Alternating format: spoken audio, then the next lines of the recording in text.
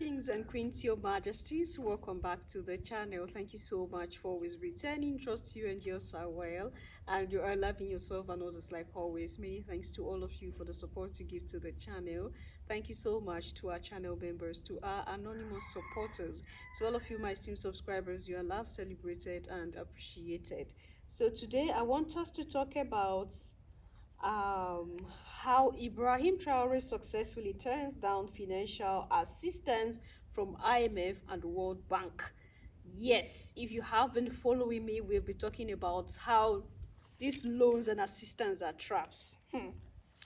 And I think I was saying in that video where we're talking about how African countries are trapped with this whole IMF fund and the World Bank loans. I said, you can't come tell me I want to give you some money so you go develop you. And most of this money our leaders collect from this IMF and World Bank, they don't even utilize it for the purpose they collect it for. They just hear, okay, there is an association called the World Bank or a body of people called IMF that can give you money. Immediately they hear money, they are gone. They will go and collect the money, put their country in debt. See, the truth is that most of the leaders we have are not patriotic. I'm sorry, but we are seeing it from everyday activities and what is happening.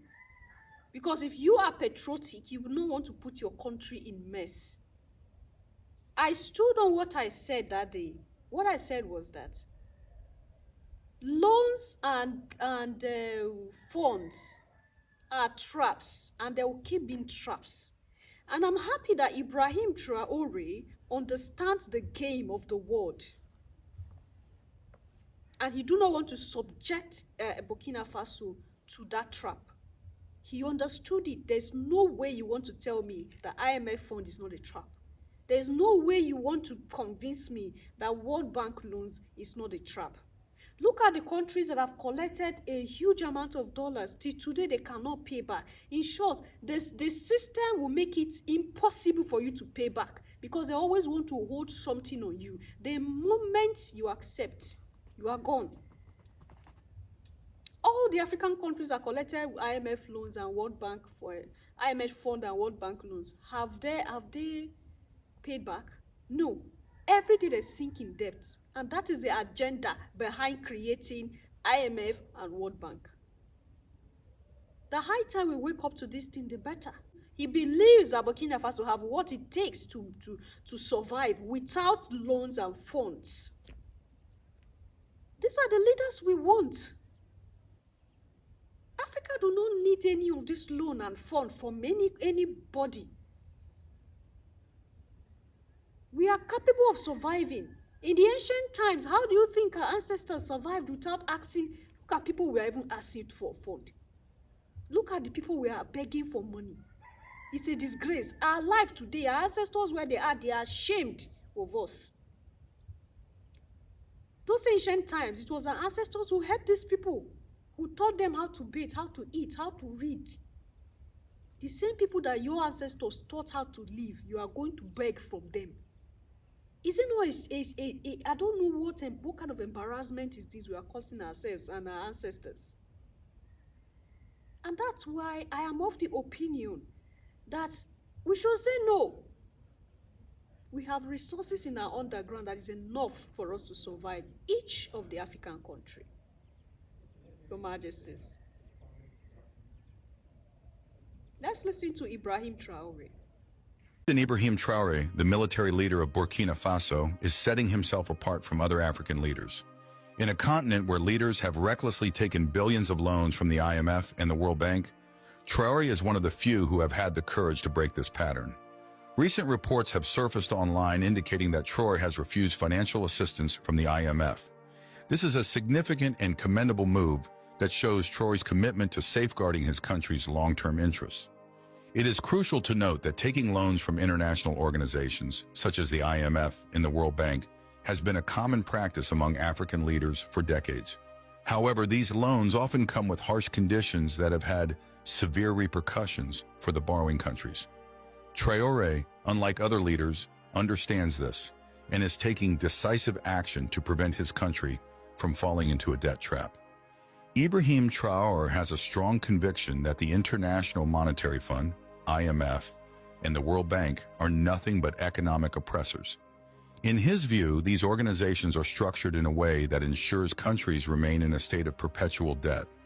The IMF and the World Bank use their lending power to gain control over the economies of countries that borrow from them. Once a country becomes indebted to these institutions, it becomes virtually impossible for it to break free from their influence. This level of control gives these organizations a significant amount of power over the politics of the country. He believes that African countries that are dependent on these organizations will never achieve economic freedom. They will continue to be mere shadows of the American economy as long as they remain under the control of the IMF and the World Bank. As the youngest president in Africa, Ibrahim Traore has been vocal in his criticism of African leaders who are nothing but puppets under the influence of the West. He has made it clear that he will not tolerate any form of Western intervention in his country's affairs. To better understand why Ibrahim Traore refused the financial aid from the IMF, it is worth noting that around the same time when the news of his rejection was spreading, the Prime Minister of Burkina Faso went live on television and delivered a 30-minute-long lecture. During his speech, Apollinaire Kilem, the Prime Minister of Burkina Faso, made some interesting points. In his opinion, it is better to be poor in a rich and strong state than rich in a poor and weak state. The current poverty of Black Africa is partly due to attempts to corporalize leaders and destabilize regimes. To build a strong state, it is necessary to be able to play out the traps conceived by the dominators to make our states weak, malleable at will. Among these traps, there are three that need to be analyzed. These are the so-called respect for human rights, the so-called respect for freedom of expression, and the neo-colonial institutions of our modern states. He then went on to explain that human rights were an instrument of control of third-world societies in the service of the West. They allow the West to have the guarantee that its local valleys, some of which are directly financed by the West, others indirectly by distorted procedures, will have all the latitude to carry out their activities in order to infiltrate state apparatus and weaken our states for the benefit of the West. Finally, he cited examples of countries like Cuba, Nicaragua, Venezuela, and Iran, which have been able to face all attempts at destabilization due to their strong states and visionary policies of their leaders.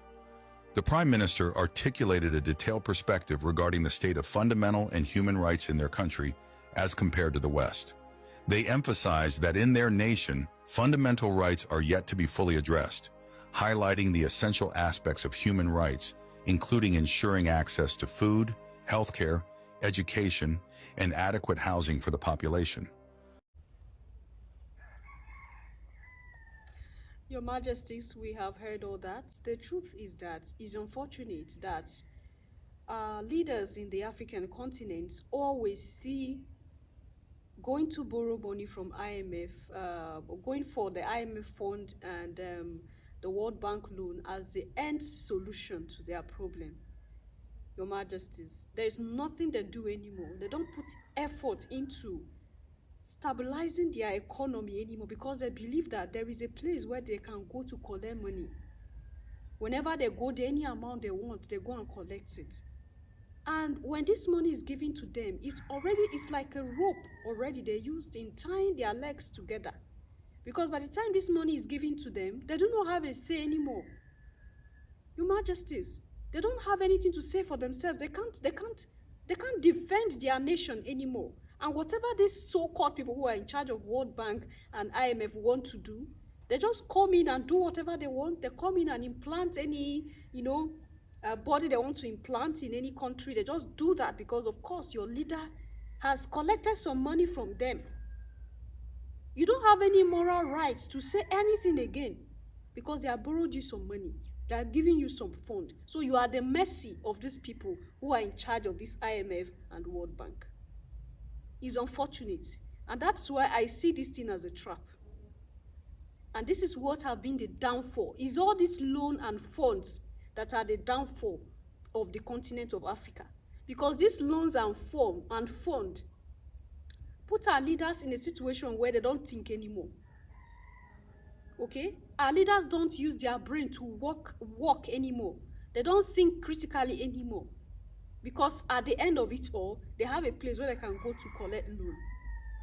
And when it's time for them to pay back this loan, they increase taxes. Okay? When their minerals are stolen away by these so-called people that are giving you loan, you come back and increase taxes. Where do you think the masses will have money to pay for the taxes that you have increased? And that's why we have situations like what happened in Kenya and what is happening in Nigeria and other parts of the continent of Africa. Because what people are earning is not even enough for them to feed. Because the resources that the country has cannot be utilized. Why? Because these countries are owing IMF and World Bank. We are taken advantage of by day because of this so-called World Bank loan. And it's high time our leaders begin to learn. Leave your thoughts and opinion there at the section, and I'll see you in my next one. Until then, love yourself, love others, stay safe, stay positive, always your majesties. Bye for now.